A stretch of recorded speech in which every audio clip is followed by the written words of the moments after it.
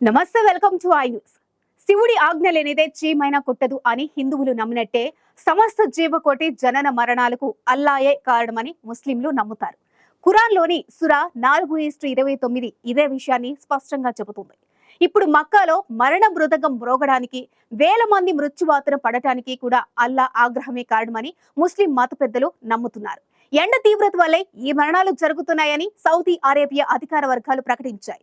ఇప్పటికే 1000 మంది భక్తులు మరణించగా వారిలో 98 మంది భారతీయులు ఉన్నారు.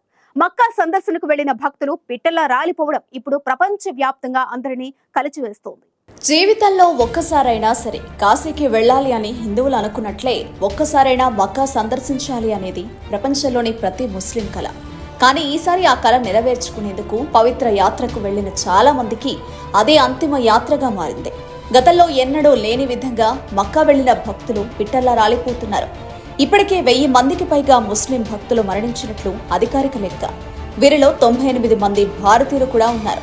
ఈజిప్టుకు చెందిన 300 మంది, ఇండోనేషియాకు చెందిన 140 మంది మరణించారు. ప్రస్తుతం సౌదీ అరేబియాలో ఎండలు దంచుకొడుతున్నాయి. మునుపెన్నడూ లేని విధంగా ఉష్ణోగ్రతలు నమోదవుతున్నాయి. మక్కాలో ప్రస్తుతం 52 డిగ్రీల సెల్సియస్కు పైనే ఉష్ణోగ్రతలు నమోదవుతున్నాయి. దీంతో ఉష్ణ తాపానికి హజ్ యాత్రికులు అల్లాడిపోతున్నారు. తీవ్రమైన వేడికి యాత్రికులు మృత్యువాత పడుతున్నారు. హజ్కు వెళ్లే యాత్రికుల్లో ఎక్కువ మంది వృద్ధులు, దీర్ఘకాలిక రోగాలతో బాధపడేవారే ఉండడంతో వారు ఎండవేడి భరించలేకపోతున్నారు. అందుకే మృతుల్లో ఎక్కువ మంది వారే ఉంటున్నారు. ఈసారి యాత్రలో 22 దేశాలకు చెందిన 18.3 లక్షల మంది పాల్గొన్నారు. వారిలో 16 లక్షల మంది వివిధ దేశాల నుంచి వస్తే మరో 2 లక్షల మంది సౌదీ అరేబియా వాసులు. ఒక్క భారతదేశం నుంచే 1,75,000 మంది ఈసారి మక్కా వెళ్లారు. వీరంతా అక్కడి ఎండలను భరించలేకపోతున్నారు. లక్షల మంది భక్తులు వచ్చిన సందర్భంగా అధికారులు సరైన ఏర్పాట్లు చేయలేదనే విమర్శలు వస్తున్నాయి. ఈసారి ఎండల తీవ్రత ఎక్కువ ఉంటుందనే విషయాన్ని ముందుగా తెలపలేదని, అంతమంది భక్తులు తలదాచుకునేందుకు సరైన షెడ్లు కూడా లేవని అంతర్జాతీయ మీడియా రిపోర్టు చేసింది.